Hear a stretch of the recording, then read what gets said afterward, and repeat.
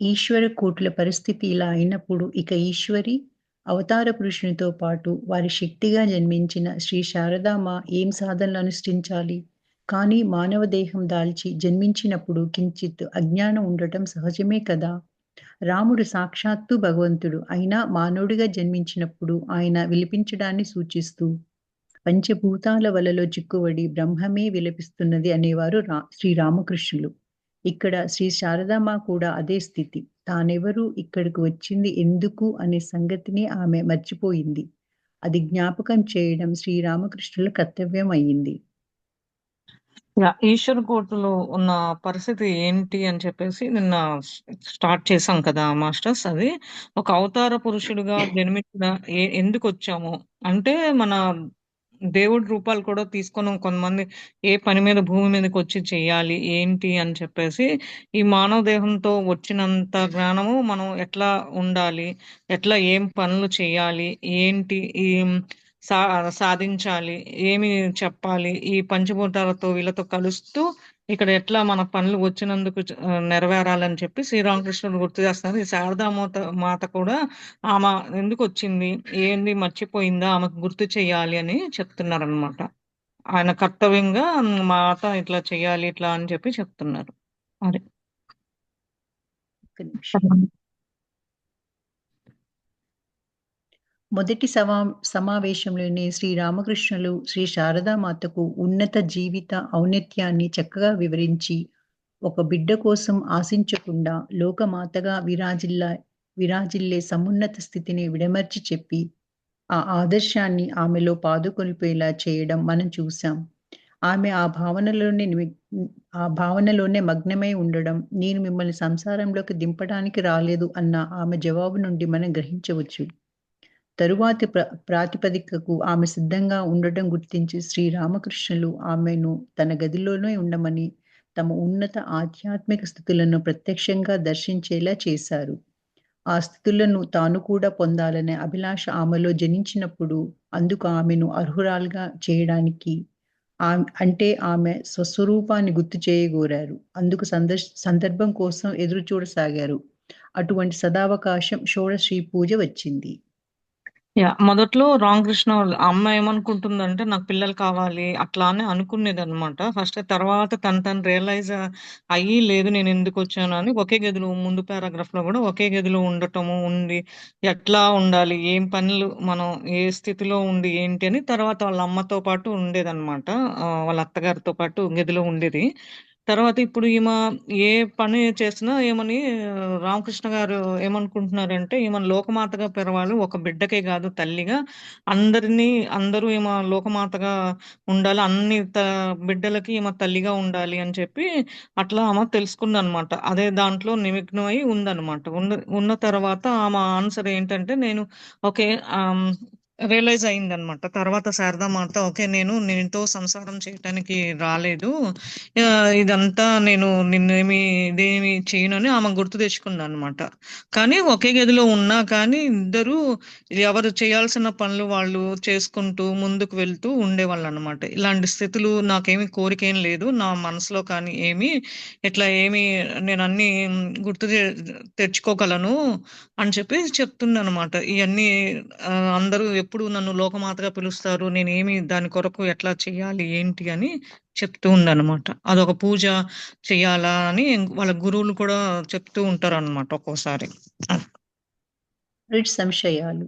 ఈ సందర్భంలో మనలో సహజంగా కలిగే 2 సంశయాలను ఒకింత పరికించి, షోడశీ పూజ అనే చారిత్రాత్మక విశేష సంఘటనను చూద్దాం.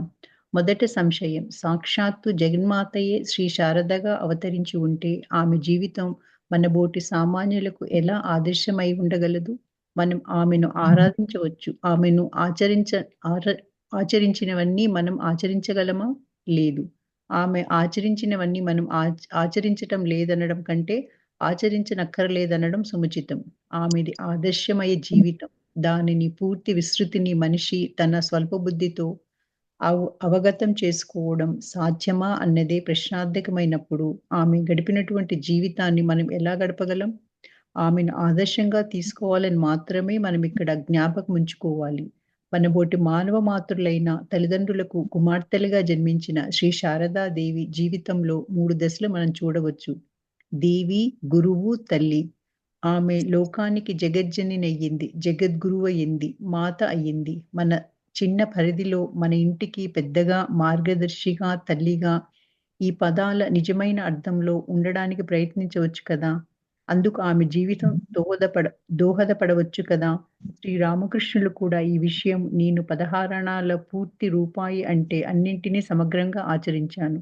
మీరు దానిలో ఒక్క అణాకైనా ప్రయత్నించవచ్చు కదా అనడం కద్దు. శారదాదేవి శ్రీ శారదా మాత జీవితం మనకు ఆదర్శప్రాయమని ఈ దృష్ట్యా గ్రహించాలి. యాహ్! ఇదేంటంటే 2 సంశయాలు ఉన్నది అని చెప్తున్నారు. ఏంటి అంటే క్వెషన్స్ లాగా అదేంటి అనంటే ఎట్లా ఆమెను ఒక ఆదర్శంగా తీసుకోవాలి. అది మొదట్లో ఆమెని ఆదర్శంగా తీసుకున్నప్పుడు శారదాదేవి అవతరించినప్పుడు ఆమెని ఎట్లా ఆరాధించాలి, ఆమె చేసిన త్యాగము, ఆమె అన్ని అనుసరించే పద్ధతులు అది మనం చేయగలమా అని అడుగుతున్నారనమాట. ఎందుకంటే సామాన్య మానవులయ్యి మనం అయన్నీ గుర్తుపెట్టుకొని చేయాలంటే చేయలేమన్నమాట. ఆచరించలేము. ఏ పనైనా మనం ఆచరించలేమన్నమాట. అందుకని ఆమె ఒక తల్లిదండ్రులకు గొప్ప తల్లిదండ్రులకు పుట్టి ఆమె జన్మ తీసుకొని ఆమె అన్ని నియమాలు ఒక తల్లిగా, ఒక గురువుగా, ఒక దేవిగా ఇన్ని లోకాన్ని అవతరించి ఉండి జగన్మాత అయింది. దాంట్లో కొంచెం అయినా సరే ఆమెని ఆదర్శప్రాయంగా తీసుకొని కొంచెం అయినా మనము చేంజ్ చేసుకొని అవ్వలేమా అని అడుగుతున్నారనమాట. కొంచెమైనా సరే ఆచరించాలి. స్లోగా అది ఆచరించుతూ ఉంటే అది మనం ప్రయత్నించొచ్చు. ట్రై అయినా చేయాలి అని అంటున్నారు. అది శారదామాత జీవితాన్ని గురించి ఆమె ఎట్లా త్యాగం చేసింది, దేనికి అనేది. ఎందుకంటే ఫస్ట్‌లో ఆమె కూడా పిల్లలు కావాలని అనుకునేది. తర్వాత స్లోగా రియలైజ్ అయింది కాబట్టి అట్లనే మనం కూడా చేంజ్ అయ్యి కొంచెం అన్నా ఆమెని ఆదర్శప్రాయంగా తీసుకొని ప్రయత్నించాలి అని చెప్తున్నారు. రెండవ సంశయం సంతానోత్పత్తి వైవాహిక జీవిత కర్తవ్యాలలో ఒకటిగా పేర్కొని ఉన్నాం. ఈ కర్తవ్యం శారదాదేవి జీవితంలో నిర్వహింపబడలేదు కదా! ఇది పూర్తిగా తప్పుడు అభిప్రాయం. జన్మనిచ్చిన బిడ్డను మాత్రమే సంతతిగా పరిగణిస్తే సంతతి అనే పదానికి అర్థం లేకుండా పోతుంది. రాజకీయం, విజ్ఞానం, కళ అదిగాగల అన్ని శాఖలలోనూ ఒకరిని అనుసరించేవారు సంతతి అవుతారు. శ్రీ శారదాదేవి జీవితాన్ని మనం పరికిస్తే గృహస్థులు, సన్యాసులు అంటూ సంతతి సముదాయాన్ని ఆమె విడిచి వెళ్లారు. అంతెందుకు శ్రీరామకృష్ణ సంఘ సంఘాధ్యక్షులైన సన్యాసుల్లో 4 ఆమె ప్రత్యక్ష శిష్యులే. అందువలన సంతానోత్పత్తి అనే వైవాహిక కర్తవ్య నిర్వహణ కూడా ఆమె సమగ్రంగా చేశారని తేటతెల్లమవుతుంది. యాహ్! ఒక సంశయము అది. రెండో సంశయం ఏంటంటే ఇంకా ఆమె ఎట్లా త్యాగం చేసింది వైవాహిక జీవితంకి. పిల్లలు వద్దనుకోని అందరిని లోకమాతగా పిలిపించుకోవాలని అట్లా చేంజ్ అయింది. మనం ఏంటంటే మామూలుగా ఒక బిడ్డని ఒక బర్త్ ఇస్తాం కదా బిడ్డకి. అలా ఇచ్చిన మాత్రానే అట్లానే అంటాం. కానీ దానికి ఏంటి అదే కాదు. ఏ నాలెడ్జ్ కానీ, కళలు కానీ అలా నేర్పించి వాళ్ళని అన్నిట్లో తీర్చిదిద్దుతూ ఉంటాము. అట్లానే శారదాదేవి కూడా గృహస్థులాగా అట్లానే ఉంటూ సన్యాసులకి వాళ్ళకి ఎట్లా ఉండాలి, వాళ్ళని ఎట్లా వెళ్ళిపోతారు ఇవన్నీ చెప్తూ ఉందనమాట.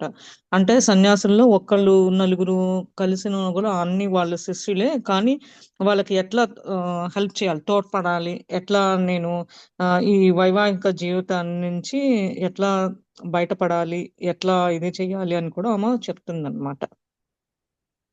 ప్రస్తుతం శ్రీ శారదాదేవి జీవితంలో ఒక ముఖ్య ఘట్టంలో ఉన్నాం. షోడశి పూజ మూలంగా దేవి అనే సోపానాన్ని ఆమె అధిరోహిస్తున్నారు. ఈ పావన ఘట్టాన్ని ఇప్పుడు చూద్దాం. అదే ఇప్పుడు శారదాదేవి యొక్క లైఫ్‌లో ఇది షోడక పూజ చేస్తున్నారు. అసలు ఏంటి స్టోరీ అనేది ఇప్పుడు స్టార్ట్ అయింది అని చెప్పి, ఆ పూజ గురించి, ఆ డీటెయిల్స్ అన్నీ ఇప్పుడు చూద్దాం అని చెప్తున్నారు. దేవి షోడశి పూజ అది 1873వ సంవత్సరం మే నెల 25వ తేదీ. ఫలహారిణి కాళికాదేవి పూజ నిర్వహింపబడే అమావాస్య రోజు నాడు దక్షిణేశ్వర కాళికాలయంలో విశేష పూజలు జరుగుతాయి. గురుదేవులు కూడా కాళీమాతను స్వయంగా పూజించటానికి విశేష ఏర్పాట్లు చేయించారు. సాయంకాలం అయ్యింది. అమావాస్య కారు చీకట్లు క్రమంగా అంతటా క్రమ్ముకోసాగాయి. ఆలయంలో కాళీమాత పూజ చేయవలసి ఉన్నందున హృదయ్ గురుదేవుల గదిలో పూజా ఏర్పాట్లన్నీ చేసి వెళ్ళిపోయాడు. రాధాకృష్ణ ఆలయంలో రాత్రివేళ పూజ ముగించి ఆ ఆలయ పూజారి అయిన దీను గురుదేవులకు సహాయపడడానికి వచ్చాడు. ఏర్పాట్లన్నీ పూర్తయ్యేసరికి రాత్రి 9 గంటలయింది. పూజలో పాల్గొనడానికి శ్రీ శారద మాతకు కబురు పంపారు. గురుదేవుల గదికి ఆమె వచ్చింది. ముగ్గులు వేసి అందంగా తీర్చిదిద్దిన పీఠాన్ని దేవికి ఆసనంగా పూజారికి కుడివైపు అమర్చారు. గురుదేవులు తమ ఆసనంలో కూర్చొని పూజ ప్రారంభమైంది. ఆమె ఎప్పుడు ఈ షోడకి పూజ స్టార్ట్ చేసిందంటే 1873 సంవత్సరం మే నెలలో స్టార్ట్ చేశారు. అది కాళికాదేవి పూజ అమావాస్య రోజు స్టార్ట్ చేశారనమాట. అది ఏది దక్షిణేశ్వర కాశీ ఆలయంలో విశేష పూజలు జరుగుతాయి అన్నమాట. అప్పుడు గురుదేవులు కూడా ఈమెకి ఇలాంటి ఏర్పాట్లు ఈ కాళీమాత గుడిలో అన్ని చేసి అరేంజ్మెంట్స్ అంతా చేశారనమాట. ఆ రోజు సాయంకాలం దాకా పట్టిందనమాట. మంచి చీకటి ఉంటది కదా, అమావాస్య అంటేనే విడిగా బాగా డార్క్ గా ఉంటది. బాగా చీకట్లు ఉన్న సమయంలో ఆయన కాళీమాత పూజ చేయవలసి ఉందన ఈ గురుదేవులు ఈ ఏర్పాట్లు అన్ని చేసి వెళ్ళిపోయాడు అనమాట. తర్వాత అదే రాధాకృష్ణ ఆలయం గుడిలో దేవుడి గుడిలో వచ్చి ఆయన ఈ చేయాల్సిన రాత్రి 9 గంటలకు వచ్చి ఆయన చేయాల్సినవి అన్ని చేసి అప్పుడు శారదామాతకి కబురు పంపించారు. రామ్మ అంటే అప్పుడు ఆమె వచ్చి ముగ్గులేసి అంతా అన్ని అమర్చి నీట్ గా చేసి గురుదేవులు వాళ్ళు కూర్చొని పూజ స్టార్ట్ చేశారనమాట. వీళ్ళు షోడోపచార పూజ అని అమావాస్య రోజే చేస్తారు అది. మంత్రపూరితంగా పూజ ద్రవ్యాలు శుద్ధి చేయబడ్డాయి. ప్రారంభ విధులు పూర్తి కాగానే గురుదేవులు శ్రీ శారదామాతను పీఠం మీద కూర్చోమని సైగ చేశారు. పూజను తదేకంగా తిలకిస్తున్న శ్రీ శారదామాత అప్పటికే బృహస్పతిని కోల్పోయి పారవశ్య స్థితిలో ఉంది. తాను ఏం చేస్తున్నదో తెలియక మంత్రముగ్ధుల్లా మెల్లగా లేచి ఆ పీఠం మీద గురువులకు కుడివైపు ఉత్తరాభిముఖంగా కూర్చుంది. శాస్త్ర విధుల ప్రకారం గురుదేవులు తమ ముందున్న కలశం నుండి మంత్రపూతంగా పవిత్రీకరింపబడిన జలాన్ని శారదపై ప్రోక్షించారు. పిదప పఠించవలసిన మంత్రాలు ఉచ్చరించి ఆవాహన మంత్రాలను ప్రారంభించారు. ఏంటంటే ఈ పూజలు అంతా మనం ఏమన్నా పూజ చేసేటప్పుడు జస్ట్ శుద్ధి చేస్తారు, నీళ్లు చల్లుతారు అనమాట ఎక్కువ. అలా చేయగానే గురుదేవులు శారదామాత వచ్చి కూర్చొని ఇద్దరు అదే పరంగా ఇంకా శారదామాత ఏమనుకుంటుందంటే ఏంటి ఇది మంత్రం ఉచ్చరించలేదు ఏంటని ఈ పీఠం మీద గురుదేవుడు పక్కన కుడివైపు కూర్చోవాలా ఎటు కూర్చోవాలని ఆలోచిస్తుంది. ఉత్తరముఖంగా అంటే నార్త్ పక్కన కూర్చోవాలి, నార్త్ ఫేస్ చేసేట్టుగా కూర్చోవాలి అని ఆమె అనుకుంటుంది అనమాట. అదే స్థితిలో ఉండి ఆమె మంత్రం చెయ్యాలా ఏం చెయ్యాలి అని చెప్పి ఆలోచిస్తుంది. 4 ప్రక్కల గురుదేవులు కలశాన్ని పెట్టి మంత్రాన్ని ఉచ్చరిస్తున్నారనమాట. మంత్రాన్ని గురుదేవులు చెప్తూ ఉంటే ఆమె ఇంకా ఆ నీళ్లు తీసుకొని శారద మీద గురుదేవు చల్లుతూ ఉన్నారు, ప్రోక్షించారంటే చల్లుతూ ఉన్నారు అనమాట. ఇవన్నీ తర్వాత మంత్రాలు చదవటం ప్రారంభించారు అని చెప్పి చెప్తున్నారు. ఓ బాల సర్వశక్యాధీశ్వరి మాత త్రిపుర సుందరి, నాకై సిద్ధి ద్వారాన్ని తెరువు. ఈ మనశరీరాలను పవిత్రీకరించు. ఆమెలో అభివ్యక్తీకరించిన సర్వ కళ్యాణ సాధన భూతవుగా అంటూ ఏంటంటే ఈ మంత్రాలన్నీ చదువుతూ నీళ్లు చదువుతున్నారు, ప్రోక్షణ చేస్తున్నాం అంటే చల్లటం అన్నమాట. అవన్నీ చల్లుతూ ఆ మీద ఆమె లోపల ఉన్న అన్ని శుద్ధి అయ్యి మంచిగా శారదామాతగా శరీరం పవిత్రంగా ఉండాలి అని చెప్పేసి చెప్తూ ఈ లోకానికి ఏం చేయగలదు ఆమె అవన్నీ రెడీగా ఉండమని సంసిద్ధంగా ఉండమని చెప్తున్నారు.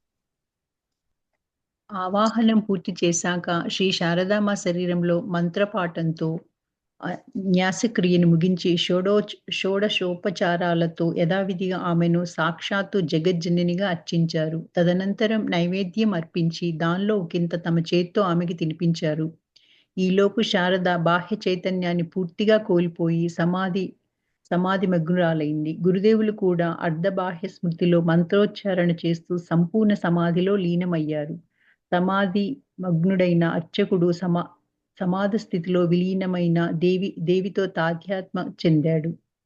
అది ఈ లోపల ఏంటి వీళ్ళు చల్లి మంత్రాలన్నీ ఉచ్చరిస్తున్నారు కదా, ఈమె ఆ శరీరంలో ఈ మంత్రాలతో నిమగ్నమై బాగా ఈ పూజలో ఉందన్నమాట. ఆర్జపార్జాలు అంటే సమర్పించటము, నీళ్లు చల్లటము. ఆ, మనం పూజ చేసేటప్పుడు కూడా ఆ, ఒక్కొక్క ఏ పూజ చేస్తున్నా ఫస్ట్ గణపతి పూజ చేసి చేతులు అంటే మనం భావన చేసుకొని చెయ్యాలి అని అంటారు కదా, అట్లా ఒక్కొక్క భాగాలుగా ఆయన ఇచ్చేసి పెడుతున్నారనమాట. చేసి ఆమెను ఆవగించిన పిలిచిన తర్వాత పూజ అయిపోయిన తర్వాత ఆమెకి నైవేద్యము ఇట్లా పెట్టి ఆమె చేత తినిపించాడు. అప్పుడు ఆమె పూర్తిగా సమాధి స్థితిలో నిమగ్నమైంది అనమాట.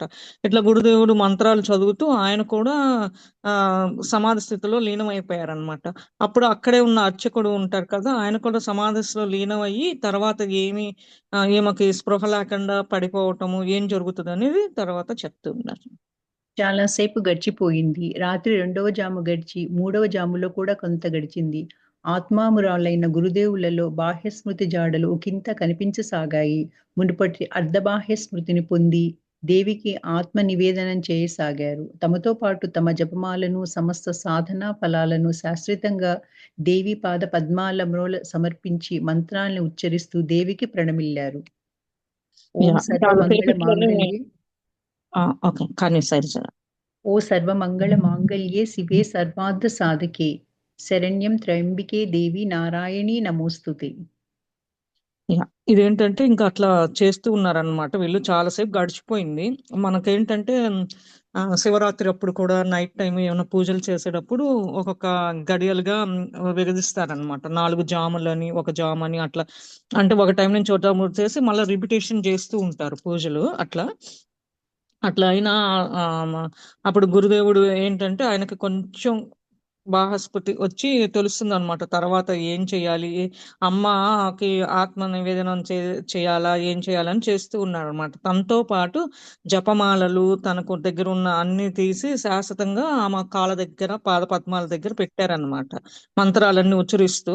ఇంకా ఏంటంటే అమ్మని ఏంటి అని ఆ మనకి అందరికీ తెలుసు, దేవిని ఉచ్చరించాలి మన అనాలి అని అంటే సర్వమాంగళ మాంగళ్యే శివే సర్వార్థ సాధికే త్రయంబకి దేవి నారాయణ నమోస్తుతే. ఈ మంత్రం చదువుతూ ఉంటే అమ్మ మనకి ఏదైనా ఇస్తది మంచిది అని చెప్పి శృతిస్తున్నారు, బాగా చెప్తున్నారు ఈ మంత్రం అది.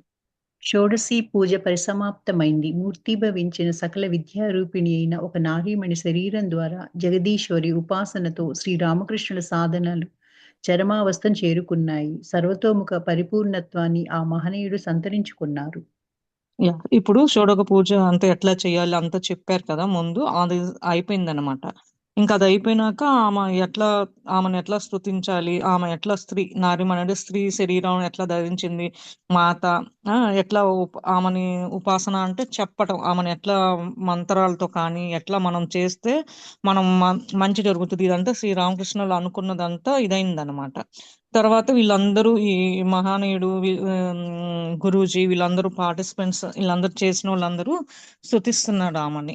అంత సమాప్తమైంది మంచిగా అనుకున్న ప్రకారం వచ్చిందని స్తుతిస్తున్నారు మాతని, శారదా మాతని. మాస్టర్స్ ఇంకెవరైనా షేర్ చేసుకుంటానంటే షేర్ చేసుకోండి, ఏమన్నా చెప్పదలుచుకుంటే ఇంతవరకు. అవతార పురుషులు శక్యోపాసన పూజ స్వల్పమైనదే, కానీ అది శ్రీ శారదామ శ్రీరామకృష్ణ జీవితంలోనూ వారి అవతార కార్యంలోనూ వహించిన స్థానం అత్యంత ప్రధానమైనది. సాధారణంగా అవతార పురుషులందరి జీవితాలలోనూ శక్ శక్యోపాసన కానవస్తుంది. దీనిలో ఆశ్చర్యం ఏమీ లేదు. అవతార పురుషులు ఉద్భవించినప్పుడు లోకం పోకడలోనే గొప్ప మలుపు రావడం అనుభవైక్య వేద్యమే. అందుకు అవసరమైన శక్తిని జగజ్జనని నుండి ఆరాధన మూలంగా వారు సంతరించుకుంటారు. శ్రీరామకృష్ణులు అవతరించిన కాలఘట్టం అంతకు మునుపు అవతారాలు ఉద్భవించిన కాలఘట్టం కన్నా ఎంతో భిన్నమైనది. యథార్థమైన ఆధ్యాత్మికతను 19వ శతాబ్దం కన్నా క్లిష్టమైన సమయం మరొకటి లేదనే చెప్పాలి. ఈ పరిస్థితిని ఎదుర్కొని ఆధ్యాత్మికతను పరిపోషించటం సామాన్యమైన విషయం కాదు. అందుకేనేమో ఇతర అవతార పురుషులు ప్రత్యేక సమయాలలో ప్రత్యేక విషయాలను ముందుగా మాత్రమే శక్తిని ఉపాసించగా, శ్రీరామకృష్ణులు సమగ్ర శక్తోపాసకులయ్యారు. ఈ పూజ అంతా ఇంకా అయిపోయింది కదా. ఈ అమ్మని ఎట్లా ఆ సోదోపపాజ పూజలన్నీ అయిపోయినాక ఎట్లా జరిగింది అమ్మ శారద రామకృష్ణ వాళ్ళ జీవితంలో ఆ ఆమె స్థానం ఏంటి అనేది ఇప్పుడు బాగా గుర్తించారనమాట శారదామాతని. అంటే ఆమె అనుకున్న జీవితాల్లో శక్తోప స్థానం అయింది. ఆమె ఏమి ఆశ్చర్యం కానీ మనకి ఏమి లేదనమాట. ఆమె ఏమనుకుంటున్నారంటే ఇలాంటి రావటం సాధ్యము అమ్మకే ఇదయింది.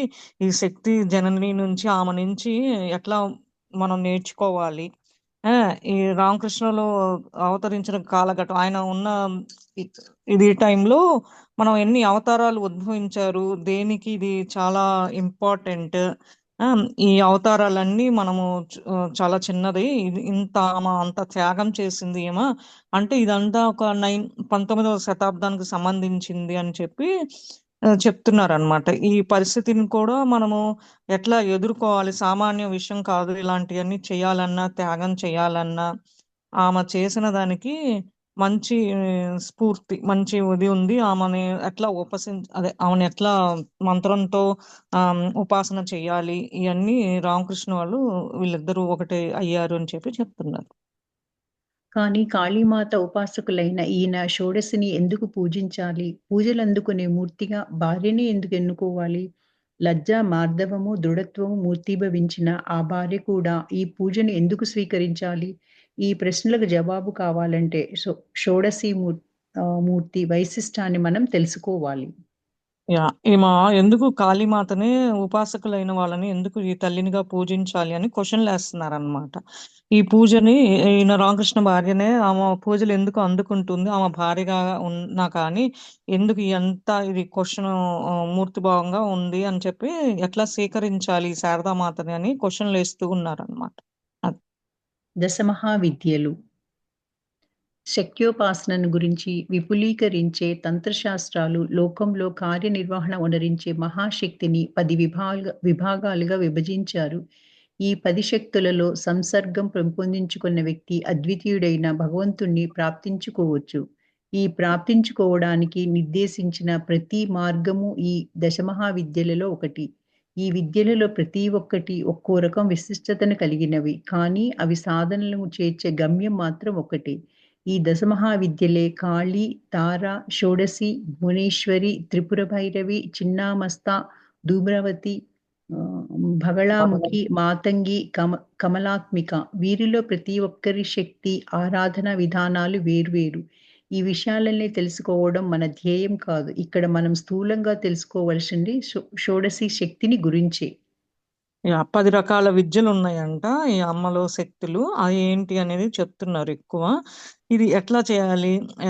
ఎట్లా మంత్రాలు ఎట్లా ఈ లోకంలోని గుర్తించాలి? ఒక శక్తిగా ఈమెకి ఎట్లా వచ్చినియి అని జెప్పి అడుగుతున్నారన్నమాట. ఈ 10 శక్తుల్లో ఒక్కటి ఏంటి అంటే భగవంతుడిని ఎట్లా ప్రార్థించాలి అనేది కూడా చెప్తున్నారనమాట. ఆ ప్రార్థించేటప్పుడు ఏ మార్గంలో ఈ 10 విద్యలు మనము ఏ విద్యకు ఆ విద్యే. ఏ రకమైనా సరే అవన్నీ ఏంటి అంటే మనం ఒక స్థానానికి చేరటానికి ఈ ఒక్కొక్క పేరు చెప్తున్నారు. కాళీమాత, సరస్వతి, భువనేశ్వరి ఇట్లా రకరకాలు చెప్తున్నారనమాట. ఈ ఏ అవతారానికి ఒక్కొక్క శక్తి ఉందనమాట. అందరూ డిఫరెంట్ అవతారాలుగా ఉన్నా కానీ అంతా ఒకే శక్తి, ఒకే మాత. ఆమె 10 శక్తులుగా అవతరించింది.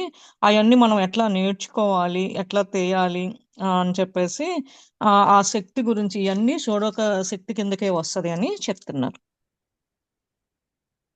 షోడశి. నేను ఎన్నో దేవీ రూపాలను దర్శించాను. కానీ షోడశి దేవి సౌందర్యానికి దీటురావు అనేవారు శ్రీరామకృష్ణులు. సౌందర్యాది దేవత ఆమె. కామమనే మహాశక్తి ఆమె. అఖండ పరబ్రహ్మములో నేను అనేకమవుతాను అంటూ ప్రప్రథమంగా ఉదయించిన కోర్కె స్వరూపమే ఆమె. దక్షిణ దేశంలో ఆమె రాజరాజేశ్వరి, లలితా త్రిపుర సుందరిగా ఆరాధింపబడుతున్నది. ఈమె ఆరాధన పద్ధతే శ్రీవిద్యగా దక్షిణ దేశంలో ఖ్యాతి గావించింది. ఒక్కొక్క దాని గురించి చెప్తున్నారు. షోడశి అంటే ఏంటి అంటే ఒక దేవి రూపం అనమాట అది. ఆ దేవి రూపము ఆమెకి చాలా అందంగా ఉంటది. ఆమెకి మించినోళ్ళు ఎవరు లేరు అని శ్రీరామకృష్ణులు చెప్తున్నారనమాట. కానీ ఆమె చాలా మహాశక్తి, అందరిలో ముందు ఉంటది. నేనే ప్రపదంగా అంటే ఆమె నేనే ముందు నా స్వరూపానికి. ఇది మన సౌత్ ఇండియా, దక్షిణ దేశాల్లో ఆమెను రాజరాజేశ్వరి లలిత రూపంగా ఆరాధిస్తాము. ఇది కలకత్తా సైడ్ కాబట్టి షోడశి రూపంగా వాళ్ళు అక్కడ ఆరాధిస్తారు. ఈమె దక్షిణ దేశంలో చాలా మన సౌత్ ఇండియాలో చాలా ఫేమస్ ఉంది. ఎందుకంటే లలితా మాత, లలిత సహస్రనామాలు ఇలా అన్ని చదువుతూ ఉంటాం కదండి మనము. రాజరాజేశ్వరి ఒక్కొక్క అంతా ఒకే మాత, కాకపోతే 10 శక్తులుగా అవతరించింది కాబట్టి ఒక్కొక్క కళ్ళి ఒక్కొక్క శక్తిని పేరు పెట్టుకొని పిలుస్తూ మనం ఆరాధిస్తాం అన్నమాట. షోడశి పూజ తత్సందేశాలు. మన ప్రశ్నలకు ఇప్పుడు జవాబులు చూద్దాం. శ్రీరామకృష్ణులు షోడశిని ఎందుకు పూజించారు? పూజలందుకునే మూర్తిగా శారదను ఎందుకు ఎంపిక చేశారు? శారదామ దీనిని ఎందుకు స్వీకరించింది? ఈ ప్రశ్నల జవాబుల్లోనే ఈ పూజా ప్రాధాన్యము, అది మనకు తెలిపే సందేశాలు ఇమిడి ఉన్నాయి. ఇక్కడ చెప్తున్నారు అనమాట. ఎందుకు ఈ పూజ, ఏమనే శారదామాతగా శ్రీరామకృష్ణులు ఎన్నుకున్నారు, ఎందుకు ఈమె పూజలకి ఎంపిక చేశారు, మనకి ఇప్పటిదాకా అసలు ఎట్లా అయింది ఏంటి, ఈ అదే రామకృష్ణులు ఈ షోడోపతి పూజని ఎందుకు ఎన్నుకున్నారు, ఇవన్నీ వరుసగా వస్తది. ఇప్పుడు చెప్తారు. మనకున్న క్వశ్చన్స్ అన్ని, డౌట్ అన్ని క్లియర్ అవుతుంది అని చెప్తున్నారు. శ్రీరామకృష్ణులు శాస్త్రోక్తంగా సన్యాసం స్వీకరించిన సన్యాసి. ఆయన గురువైన తోతాపురి ఆదిశంకరుడు ఏర్పరిచిన పురి సంప్రదాయానికి చెందినవాడు. పురి సంప్రదాయము సన్యాసుల దేవి కామాక్షి. అందువల్లనే శ్రీరామకృష్ణులు తపస్సాధనలకు పరిపూర్ణతగా లలితా త్రిపుర సుందరి అయిన షోడశిని పూజించారు. ఆమెను శ్రీ శారదా మాతలో ఆవాహనం చేయడం మూలంగా శ్రీ శారదామ రామకృష్ణ సంప్రదాయపు దేవిగా పరిణమించారు.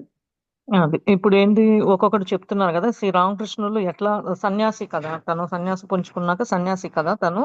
ఆయన ఒక గురువైన తోటపూరి, మనం ముందు కూడా తెలుసుకున్నాం తోటపూరి అని. ఆ గురువు ఏర్పడారు అనమాట. ఈ సాంప్రదాయానికి చెందినవాడు అనమాట. పూరి సంప్రదాయానికి చెందినవాడు అనమాట. అతను కూడా ఈ సన్యాసులకు దేవి కామాక్షిగా ఈ పురి సంప్రదాయానికి వాళ్ళ ఆ, దేవి కామాక్షిని కొలుస్తారనమాట.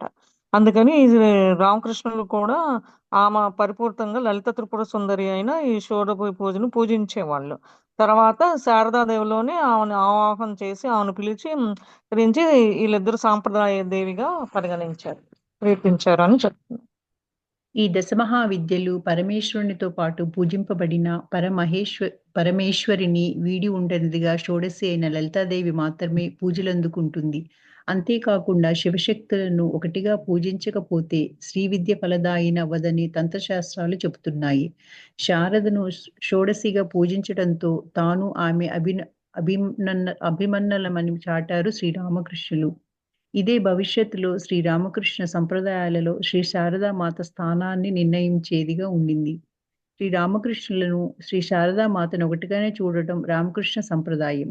శ్రీ శారదయ్యే స్వయంగా తర్వాత ఈ విషయం చెప్పడం కద్దు. దీనికి తత్వరీతిగా వివరించారు శ్రీ శారదానంద స్వామి. యథాగ్నే దాహికా శక్తి రామకృష్ణే స్థితే హియా సర్వవిద్యా స్వరూపాం తాం శారదాం ప్రణమామ్యహం. ఇక మనకు తెలుసు కదా, లలితాదేవి అంటే పార్వతీదేవి. శివుడితో పాటు పూజించేటప్పుడు ఈమెను కూడా ఆ ఆ షోడశ పూజన లలితాదేవిని పూజలు అందుకుంటుంది అనమాట. ఆమె ఈ శివశక్తులు ఒకటిగా వీళ్ళు కంపల్సరిగా ఈ శాస్త్రాలు చెప్తున్నాయి అన్నమాట. ఏమని ఆమెను కూడా పూజించాలి అని. అందుకని ఆ పూజించిన దాంట్లో ఆమెని శారదా షోడోపచార పూజగా చేసే అవతరించి ఆమెలో లలిత దేవిని మన సౌత్ ఇండియన్స్ కల్ని ఇట్లా చూస్తాం కదా, అట్లా అందుకని ఆమె రామకృష్ణులు ఆమెనే ఎన్నుకున్నారు. తర్వాత ఈ రామకృష్ణ సంప్రదాయంలో ఏమవుతుందంటే శారదామాత రామకృష్ణులు ఇద్దరు ఒకటిలాగా ఒకే సంప్రదాయాన్ని ఫాలో అవటం వల్ల ఈమె తర్వాత ఈ విషయము చెప్దామని అనుకుంది. కానీ ఆయనే వివరించారనమాట. యదాదే దాహికా శక్తి రామకృష్ణ స్థితే సర్వవిద్య స్వరూపం తాం శారదం ప్రణమాయోహం. అది ఒక ఆమెని స్తుతించారనమాట. ఏ విధంగా రామకృష్ణులోను శారదమ్మ ఇద్దరును. అగ్నిలో దాహిక శక్తి నెలకొన్నట్లు రామకృష్ణులలో నెలకొని ఉన్నదియు సర్వ విద్యా స్వరూపిణి అయిన శ్రీ శారదా మాతగా ప్రణమిల్లుతున్నారు. ఇలా లలిత త్రిపుర సుందరి ఆరాధించినందువల్ల శ్రీ రామకృష్ణులు శ్రీ శారదాం ఇద్దరు ఒకరేని నిరూపింపబడింది. ఇట్లా ఏంటంటే వీళ్ళు ఇంకా ఇలా కొలుస్తాం వల్ల పూజించటం వల్ల వీళ్ళు తెలుసుకున్నారు ఈ విద్యా స్వరూపిణి ఎవరు, శారదామాత అంతా ఒకటే. ఇప్పుడు రామకృష్ణలోను శారదామాత కూడా ఇద్దరు ఒకటే. ఆ త్రిపుర సుందరి ఎవరో కాదు ఆరాధించేది, రామకృష్ణ శారద వాళ్ళు ఇద్దరు ఒకళ్ళలోనే ఉన్నారు, ఒక్కటే, వాళ్ళిద్దరు ఒక్కటే అని చెప్తున్నారు. ఈ పూజ శ్రీ రామకృష్ణ జీవితంలో శ్రీ శారదామ యొక్క 2 విధాలైన పాత్రలను సూచిస్తుంది. వివాహానికి తర్వాత శ్రీ రామకృష్ణులు ప్రార్థన ద్వారా శ్రీ శారదామాతలో ఆధ్యాత్మిక చైతన్యాన్ని నెలకొల్పజేయడం చూశాము. దీని పర్యవసానంగా ఆమె మనస్సులో ఆధ్యాత్మిక ప్రేరణ క్రమంగా వృద్ధి కాసాగింది. సాధారణమైన ప్రాపంచిక ఆశల నుండి ఆమె మనస్సు విముఖమై అత్యంత ఉన్నతమైన ఆధ్యాత్మిక శిఖరాలను చేరుకుంది. తాము చేపట్టిన సాధనా ఫలాన్ని పూజ ముగింపుతో ఆమెకు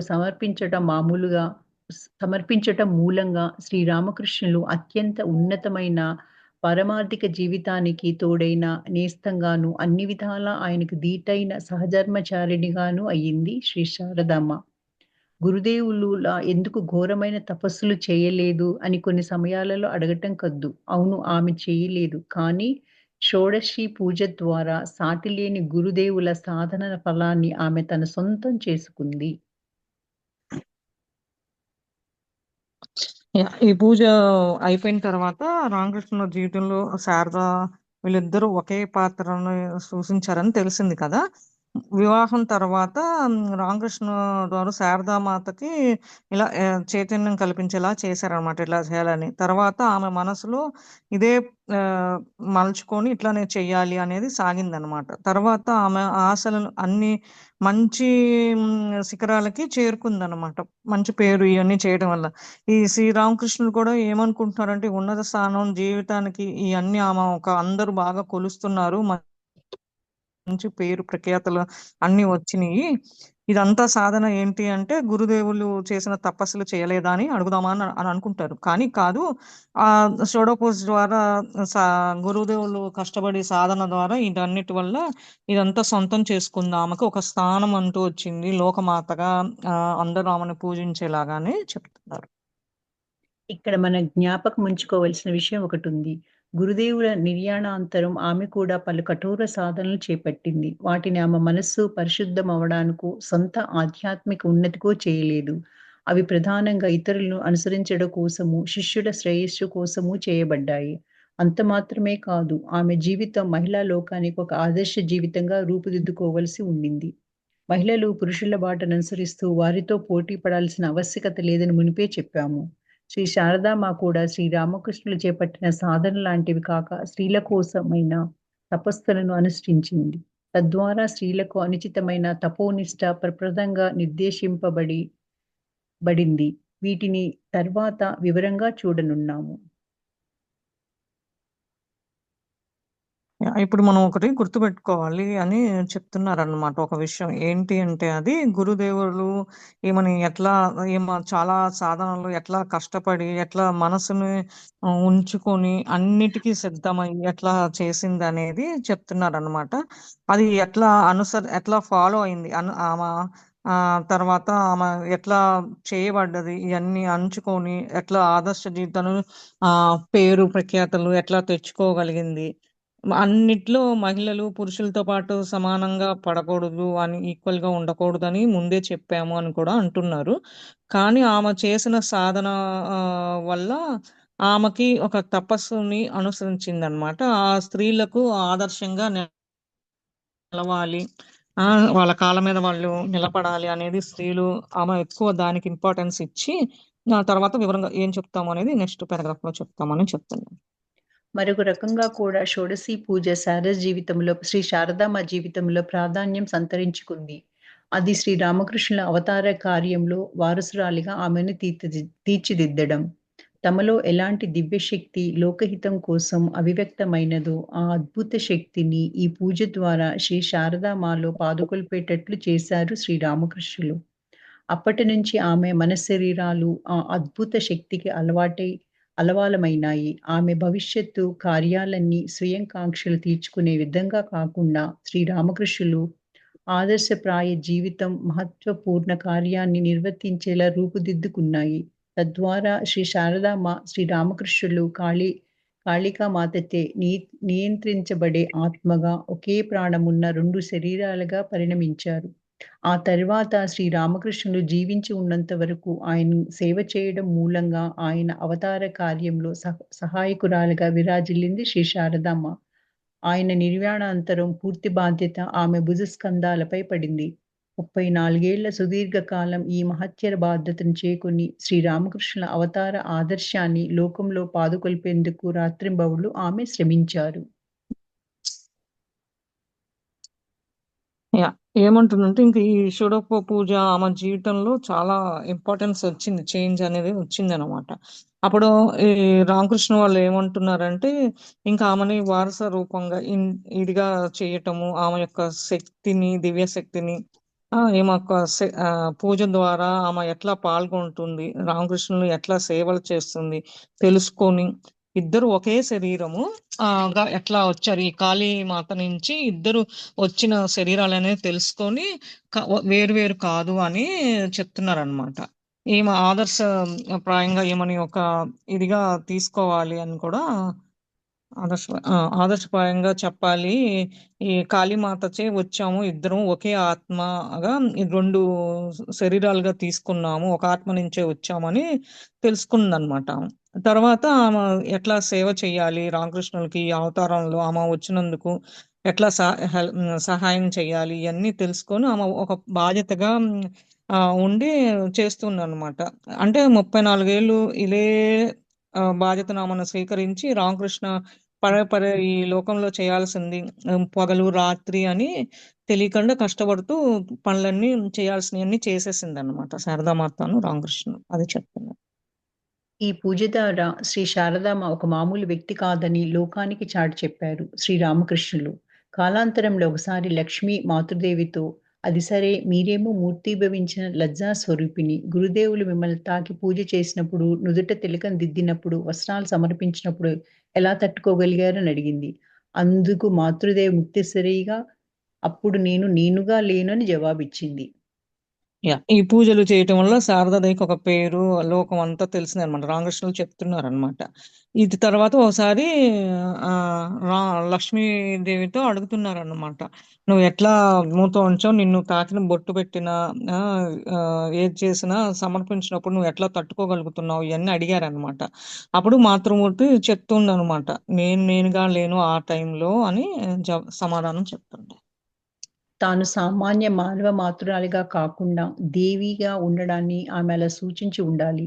శ్రీ రామకృష్ణులు కూడా అనేక సందర్భాలలో ఆమె దివ్యత్వాన్ని గురించి, ఆమె శ్రీ శారద సరస్వతి జ్ఞానాన్ని ప్రసాదించటానికే లోకంలో అవతరించింది. కానీ బాహ్యమైన అందాన్ని మరుగుపరుచుకొని ఈసారి అవతరించింది. లేకపోతే దుష్టులు ఆమెను తప్పుడు భావంతో చూసి వినాశం చవిచూసి ఉండేవారు.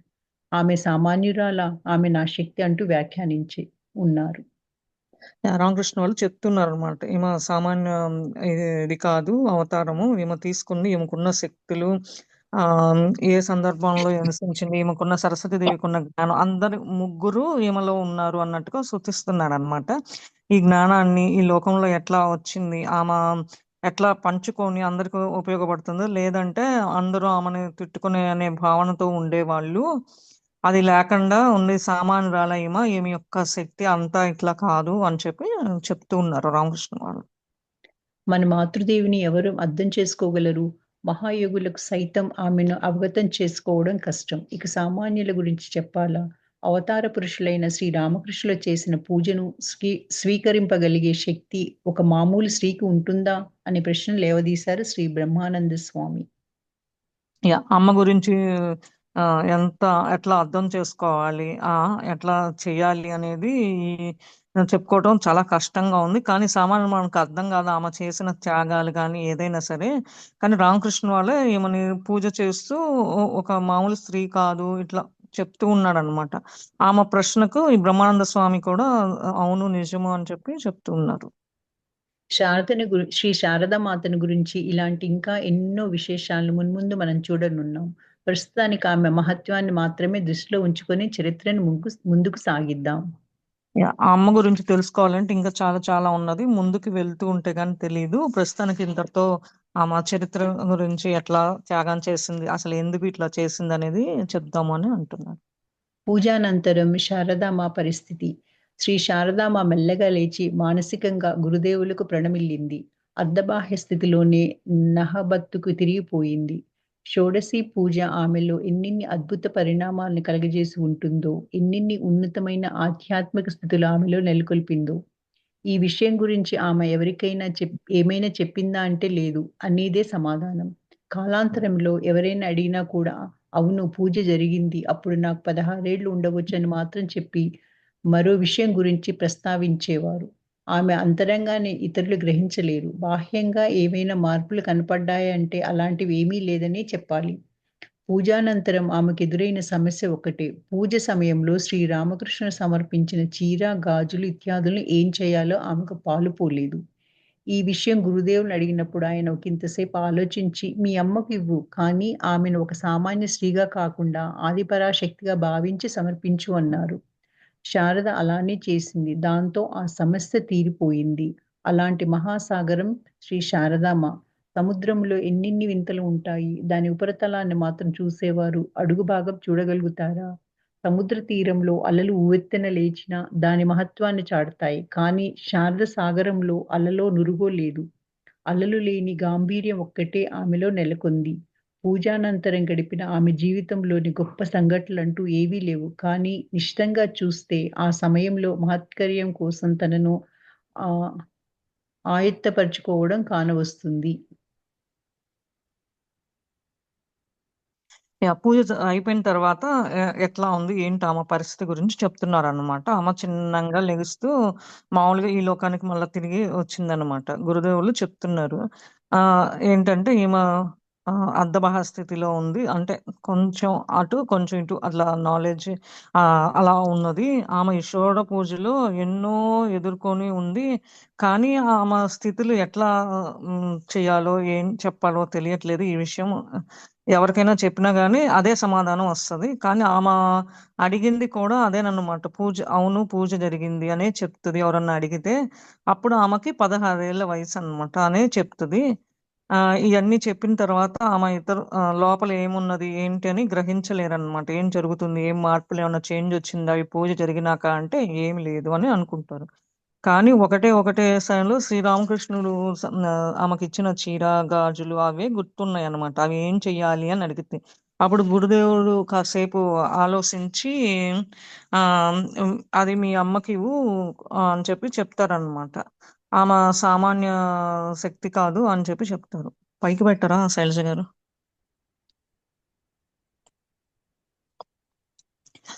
అది ఆది పరాశక్తిగా భావించి అని చెప్తారనమాట. సరే అని చెప్పి చేస్తది. తర్వాత మనకు ఎగ్జాంపుల్‌గా చెప్తున్నారు. సముద్రంలో అన్నీ జరుగుతూ ఉంటాయి. కానీ మనం పైన జరిగేవి చూస్తాం గానీ, లోపల కింద భాగం జరిగేది ఎట్లా ఉంటదో మనం చూడలేం కదా! అలానే అలలు ఇట్లా వచ్చినప్పుడు పైకి ఎగురుతూ ఉంటాయి. అదే చూస్తాం. లోపల కింద అసలు ఏమి జరుగుతుందనేది ఎవరు చూడరు. అలాగే శారదామాత కూడా ఆ అలల్లో మునిగిపోయింది. ఆ నీరులో ఆమా చేసిన ఈ పూజ గడిచిన తర్వాత ఆమె జీవితంలో ఏమన్నా మార్పులొచ్చాయా అంటే ఏమి లేవు. అంతకుముందు ఎట్లా ఉన్నదో అట్లానే ఉన్నది అని చెప్పి చెప్తున్నారు. 2 రకాల అభ్యాసాలు. విజయవంతమైన జీవితం గడపాలంటే 3 నిజాలను గుర్తుంచుకోవడం అనివార్యం. మనిషి అంటే మానం, ప్రపంచం, భగవంతుడు. ఈ నిజాలనే మన వేదాలు, ఉపనిషత్తులు ఒక్కాణిస్తాయి. భగవంతునితోనూ, ప్రపంచంతోనూ మన బాంధవ్యం ఎలా నెలకొని ఉందనే విషయంపైనే మన జీవితం విజయమో, అపజయమో ఆధారపడి ఉంది. భగవంతునితో బాంధవ్యం కలిగించే మార్గాన్ని గురువు చూపిస్తాడు. ప్రపంచంతోటి మన బంధుత్వాన్ని మామూలుగా ప్రపంచం నుంచి నేర్చుకోవాల్సి ఉంది. గద్దలాంటి 24 ప్రాణులను తన గురువుగా ఒక అవధూత స్వీకరించాడని భాగవతం చెప్పడము, సత్యకామునికి, ఉపకోశాల కామలాయనికి ఎద్దు, పక్షి, అగ్ని లాంటివి ఉపదేశించినట్లు చాందోగ్యోపనిషత్తు తెలపడము, ప్రపంచంతోటి బాంధవ్య పద్ధతిని నేర్చుకోవడాన్ని తెలియజేస్తున్నాయి. మనస్సును తెరిచి ఉంచితే ప్రపంచం ఒక తెరిచిన పుస్తకంగా దాని రహస్యాలను మనకు వెల్లడిస్తుంది. రెండు బాంధవ్య పద్ధతులు పరస్పరం పెనవేసుకుని ఉంటాయి. రెండింటికి అభ్యాసం అవసరం. సామాన్యంగా పారమార్థిక జీవితం అనగానే ప్రపంచాన్ని వర్జించాలి అని అనుకుంటాం. అందువల్లనే అనేకులు పారమార్థిక జీవితం మీద విముఖత చూపిస్తూ జీవించాల్సిన పరిస్థితి ఏర్పడింది. కానీ శ్రీ శారదాంబ జీవితం ఈ 2 జీవితాల మేళనం కోసం ఏర్పడినట్లుగా అలా రారింది. గృహస్థంలోనే పారమార్థిక జీవితం ఎలా గడపాలో చాటి చూపింది శారదాంబ. అందుకోసం పారమార్థిక జీవితంలోనూ, సంసార జీవితంలోనూ ఆమె తర్ఫీదు పొందవలసి ఉంది. ఈ 2 విధాల అభ్యాసాలను ఆమె గురుదేవుల నుంచే గ్రహించారు. సంసార జీవితానికైన అభ్యాసంలో ఆమె దక్షిణేశ్వర, జయరాం వాటి జీవితాలు సాయపడ్డాయి. ఈ 2 విధాల అభ్యాసాలను విపులంగా పరికిద్దాం. యాహ్! ఎట్లా ఆమె 2 రకాల అభ్యాసాలు ఎట్లా ఆచరించింది, ఎట్లా చేసింది అని చెప్పి చెప్తున్నారనమాట. ఎట్లా సాధించింది ఆమె అదని చెప్తున్నారు. అయన్నీ మనం గుర్తుంచుకుంటే ఒక మామూలు మనిషి అయితే ఇలాంటియన్నీ ఏమి చేయలేమనమాట. భగవంతుడు ఆమెకులో ఉన్న వేదాలు, ఈ ఉపనిషత్తులు అన్నీ చెప్తూ ఉంటాయి.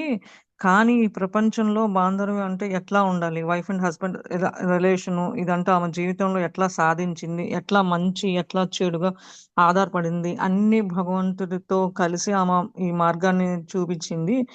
ఈ బంధుత్వాలు ఇవన్నీ మనం నేర్చుకోవాలి ఈమె నుంచి అని చెప్తున్నారనమాట. అట్లానే ఉంచండి. ఇంకొంచెం పైకి పెట్టరా శైలజ? యాహ్! ఏంటంటే ఇవన్నీ భాగవతం దీని నుంచి మనం తీసుకొని నేర్చుకోవాలి. మనం ఎట్లా ఉండాలి? మనం ఈ భూమి మీదకొచ్చినందుకు అట్లనే యాహ్! ఒక అభ్యాసం ఎట్లా చేయాలి? ఆహ్, ఈ ఈ లోకాలకి ఇయన్నీ ఎద్దు, పక్షి, అగ్ని లాంటివి ఏది మనకి ఆహ్, ఉ చ ఏ దాని గురించి చెప్దామన్నా గానీ, ఈ బాంధవ్య పద్ధతి చాలా నేర్చుకోవాల్సిందున్నది. మనం ఈ ప్రపంచంలో ఏ రహస్యాలు మనకి తెలీదనమాట ఎట్లా ఉందని. ఆ రెండో పద్ధతి ఏంటి అనంటే అన్నీ అదిను బాంధవ్యత్వం అన్నీ 2 కలిసి ఉంటాయి. ఈ 2 అభ్యాసం బాగా ఆచరణలో పెట్టాలి మనము అని చెప్తున్నారు. ఈ జీవితం గురించి కూడా ఆమె ఎట్లా త్యాగం చేసింది. ఆమె ఎందుకు ఇట్లా చేయాల్సొచ్చింది. ఈమె పరిస్థితి ఎందుకు అని చెప్పి కూడా చెప్తున్నారు. ఈ 2 జీవితాలు ఆమెకి ఒకటిలాగే ఉంది. కానీ ఎలా గడిపింది శారదామాత. గృహస్థంలోనే ఉండి ఆహ్, ఎట్లా ఇయన్నీ త్యాగం చేసి ఎట్లా చేసింది. ఈమె జీవితంలో పొందాల్సిందన్నీ పొంది ఈ 2 ఎట్లా ఆచరణలో, అభ్యాసంలో పెట్టి ఇదంతా గురుదేవుల నుంచి నేర్చుకున్నది, గ్రహించింది అని చెప్పి చెప్తున్నారు. దాంట్లో దక్షిణేశ్వర కొంచెం పైకి పెట్టరా? దక్షిణేశ్వర ఆలయము, జయం రాబర్ట్ వాళ్ళ యొక్క జీవితాల గురించే సాధ్యమైనది అని కూడా చెప్తున్నారనమాట. ఈ రెండిటి నుంచి ఎక్కువ అభ్యాసం చేసింది. వాళ్ళ దగ్గర నుంచి నేర్చుకొని ఇట్లా ఉండాలి, ఇట్లా చేయాలి అని చెప్తున్నారు.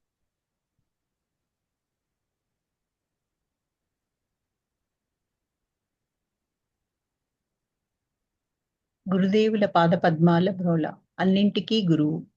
శ్రీ శారదాంబ తన జీవితంలో పారమార్థిక శిక్షణ, గృహస్థ శిక్షణ చేపట్టవలసి వచ్చిందని చూసాం. ఈ రెండిటికి ఆమె గురువు అద్భుత గురుదేవులే. రెండవ శిక్షను ఆమె జయరాం బాటిలోనే మొదలుపెట్టారు. అది ఇక్కడ కూడా కొనసాగింది. ఇక్కడ ముఖ్యంగా ఆయన పారమార్థిక సాధనలో శిక్షణ ఇచ్చారు. అందువల్ల మొదట ఈ విషయం పరికిద్దాం. అదే అన్నిటికి గురువు ఎవరు? ఎట్లా చేసింది? ఆమె జీవితంలో ఎట్లా ట్రైనింగ్ తీసుకుంది, శిక్షణ చేసుకుంది, ఏం చేసిందని చెప్తున్నారనమాట. ఆ రెండిటికి కూడా గురువు యొక్క సహకారంతోనే నేను చేయగలిగాను అని చెప్తుంది. 2 కూడా రెండో శిక్షణ ఏంటంటే ఆమె జయరాం బాటలోనే మొదలుపెట్టిందనమాట. ఆమె చేసే ఎట్లా కొనసాగించాలని అది కంటిన్యూషన్ చేస్తుంది. ఇక్కడికొచ్చినాక పెళ్ళైన తర్వాత కూడా. తర్వాత రెండోది పారమార్థిక సాధన శిక్షణ మట్టుకి ఈ విషయం గురించి తెలుసుకుందామని చెప్తున్నారిక్కడ. గురుదేవులు శ్రీ శారదామాతకిచ్చిన పారమార్థిక శిక్షణలో భక్తి ధ్యానాలు ప్రాధాన్యత వహించాయి. ఆమె ఆచరణలో పెట్టవలసింది. ఆయనకు శిష్యురాలిగా ఉండి గురుదేవులలో ప్రజలిస్తున్న సర్వసంగ పరిత్యాగ హృదయాన్ని తీరని ఆర్తితో భగవంతుని అన్వేషిస్తూ వెళ్ళే తీవ్ర అనురక్తిని యథాతథంగా తన జీవితంలో మిళితం చేసుకోవడం.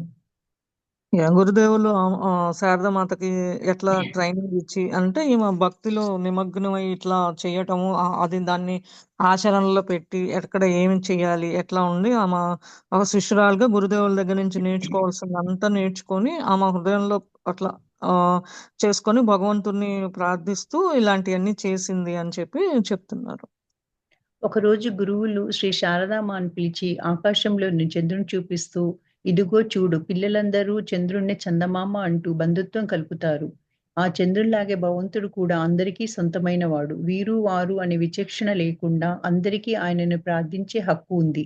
ఉత్సాహంతో పిలిచే వారందరికీ ఆయన అనుగ్రహం లభిస్తుంది. నువ్వు కూడా నీ మనస్సుని భగవంతుని వైపు మళ్లించి నిండు మనసుతోనూ బంధుత్వంతోనూ ఆయన ప్రార్థించు. గురుదేవులు చెప్తున్నారనమాట. శారదామాతను పిలిచి, ఒకసారి ఆకాశంలోకెళ్ళి చూసి చంద్రుడిని చూడు, ఇలా పిల్లలందరూ ఏడుస్తుంటే చిన్నప్పుడు మనకు తెలిసిందే కదా! పిల్లలందరూ ఏడుస్తుంటే, అదిగో చందమామను చూడు, అది చూడు అని చెప్పి వాళ్ళకి అన్నం పెట్టేటప్పుడు, అట్లా బెడ్ టైమ్ అప్పుడు స్టోరీస్ ఇట్లా వస్తారని చెప్తూ ఉంటారు కదా! అట్లా చూడు అని చెప్పేసి గురుదేవులు చెప్తూ ఉండారనమాట. ఆ చంద్రునిలాగే అందరికి సొంతమైనవాడు. ఎవరినైనా మంచి ప్రేమగా, మంచిగా పిలిస్తే ఆయన అన్నీ పలికి పక్కనే ఉండి మనకి అన్నీ చేస్తూ ఉంటారు. ఆహ్, అది ఏంటంటే నువ్వు కూడా ఆ భగవంతుడి వైపు మనసు మళ్లించి ఈ బంధుత్వంతో ప్ర ప్రార్థించు. ఆయన కూడా నీకు అన్నీ తెలుస్తది. ఆయన యొక్క మహిమలు అని చెప్తున్నారు. అప్పుడు ఆయన పొందగలవు అన్నారు. ఈ ఉపదేశాన్ని షోడశి పూజకు కొన్ని రోజుల ముందు శారదామాతకు చెప్పారు. ఆయన ఉపదేశం చేసిన పద్ధతి, ఆ సమయంలో శ్రీ శారదామాలో నెలకొన్న సమున్నతమైన మనస్థితి, ఈ ఉపదేశం ఆమె మనసులో చెక్కుచెదరని ముద్రగా వేశాయి. ఈ షోడోపచార పూజ కన్నా ముందు గురుదేవులు ఆమెకు చూపించి, చంద్రుడిని చూపించి చెప్పారు కదా! భగవంతుడిగా నువ్వు బంధుత్వంగా ఏర్పరచుకో ఇదన్నీ శారదామాతకి చెప్పారన్నమాట. ఆయన ఉపదేశించారు. చెప్పారు. ఇట్లా చేసిన పద్ధతి గాని, ఆయన చేసిన టైం తీసుకొని ఆమెకు నేర్పించడం గాని, శిక్షణ ఇవ్వటం కానీ ఏదైనా సరే ఆమె అట్లా మనసులో నాటేసుకొని, ఆమె ఇట్లా చేయాలి అని ఉండిపోయిందన్నమాట. ఫిక్స్ అయిపోయిన తర్వాత ఏం జరుగుతది ఏంటి అనేది. మరొక రోజు రాత్రి శ్రీ శారదామ గురుదేవులకు ఒక పళ్ళెంలో ఆహారం తీసుకొని మరొక భక్తురాలితో ఆయన గదిలోకి వెళ్ళింది. గురుదేవుల సమక్షంలో సైతం మేలిముసుగును ధరిస్తుంది శ్రీ శారదామ. ఆ రోజు కూడా అలాగే మేలిముసుగుతోనే గదిలోకి ప్రవేశించినప్పుడు గురుదేవులు దివ్య పారవశ్య స్థితిలో ఉన్నారు. శ్రీ శారదామాను చూడగానే సమధికోత్సాహంతో భగవద్ విషయాల గురించి చెప్పసాగారు. చాలాసేపు మైమరిచి మాట్లాడుతూనే ఉండిపోయారు. శ్రీ శారదాంబ కూడా ఆ దివ్య పారవశ్యం వల్ల ఆకర్షితురాలై పరిసరాలను కూడా మరిచి మంత్రముగ్ధి అయి గురుదేవుల మాటలను ఉత్సాహంతో వింటూ ఉండిపోయింది. రాత్రంతా గడిచి తెల్లవారసాగింది. అప్పుడు తాను రాత్రి నుండి గురుదేవుల సమక్షంలో నిలబడి ఉండడాన్ని, మేలి ముసుగు తొలగిపోవడాన్ని గమనించింది. వెంటనే ఆదరాబాదరగా ముసుగు సర్దుకొని నహబత్తుకు వెళ్ళిపోయింది. ఒకరోజు నైట్ ఏంటంటే, గురుదేవులు ఉన్నప్పుడు ఆహారం తీసుకొని వెళ్తదనమాట ఈమ. ఈమను ఇంకొక భక్తురాలు ఎళ్తదనమాట. అప్పుడు గురుదేవులు ఏంటి అంటే, మేలి ముసుగు ధరించి ఉన్నాడనమాట. అంటే ఆయన నాకర్థమైంది ఏంటంటే ఇక్కడ మేలి ముసుగు అంటే, ఒక ఏమన్నా ఆమె పూజలో ధరించిందండి. శారదాంబ ధరించింది. ఆయన కాదు. గదిలోకెళ్ళింది. ఈ సమక్షంలో మేలి ముసుగు ధరించిందనమాట శారదామాత. అవునండి. హ్మ్. కరెక్ట్. హ్మ్. ఆమ ధరించి ఆ గదిలోకెళ్ళినప్పుడు గురుదేవులు ఒక స్థితిలో ఉన్నారన్నమాట. ఆయన ఆమె చూడగానే ఈ సమాధి స్థితిలో ఎట్లా భాగవద్వేషాలు ఎట్లా ఇయన్నీ మాట్లాడుతూ ఉంటే ఆమె అట్లా నిమగ్నమై వింటూ ఉందన్నమాట గురుదేవుడు చెప్పినయన్నీ. ఆమె ఆకర్షితురాలు ఆయన చెప్పేయన్నీ తెల్లారి అయిపోయిందన్నమాట. రాత్రంతా అట్లా అయిపోయింది. ఆయన చెప్పే ఉపదేశాలు, ఆయన నేర్పించేయి ఏం మాట్లాడుతున్నారని ఉత్సాహంతో వింటూ ఉందన్నమాట. తర్వాత గురుదేవులు సమక్షంలో నిలబడి ఉందన్నమాట. ఆయన తర్వాత చూస్తే పొద్దున్న తెల్లారేసరికి ఆయన ముందు నిలబడి ఉంది. ఇంకప్పుడది సర్దుకొని ఆమె బయటకొచ్చింది ముసుగు తీసుకొని అని చెప్తున్నారు. ఉన్నతమైన సత్యాలను చెప్పడంతో పాటు వాటిని ఆలోచించి చూడమనేవారు గురుదేవులు. ఒకరోజు వారు శారదకు లక్ష్మీ శ్రీకృష్ణుల చరిత్రను చెప్పారు. తర్వాత ఆమెతో పశువులు పగటి వేళలో తిన్న ఆహారాన్ని రాత్రి నెమరవేస్తాయి. మీరు కూడా నేను చెప్పిన విషయాలు మీలో మీరు చర్చించుకోవాలి. అప్పుడే వాటిని మర్చిపోరు అన్నారు శ్రీరామకృష్ణుడు. యాహ్! అప్పుడు ఏం చెప్పారంటే ఈమెకి అన్ని ఆలోచించి గురుదేవులు చెప్పినవన్నీ చేస్తూ ఉండి ఈ శారదామాత లక్ష్మీ కృష్ణ శ్రీకృష్ణ చరిత్రను చెప్పటం తర్వాత వాళ్ళతో ఒక ఎగ్జాంపుల్ తీసుకున్నారు. ఇక్కడ పశువులు పగటిపూట తింటాయి, రాత్రిపూట కొంచెం ఉంచుకొని దాచుకొని రాత్రి కూడా అది చిన్నగా మెల్లగా నములుతూ ఉంటది. ఇదే విషయంలో దాని గురించి చర్చించుకున్నారనమాట వీళ్ళిద్దరూ. అప్పుడే వాటి గురించి మర్చిపోయావా అని అన్నారు అని అంటున్నారు. స్టాప్ చేద్దామండి. పేజ్ ఎండ్ అయింది కదా. Yeah, sure.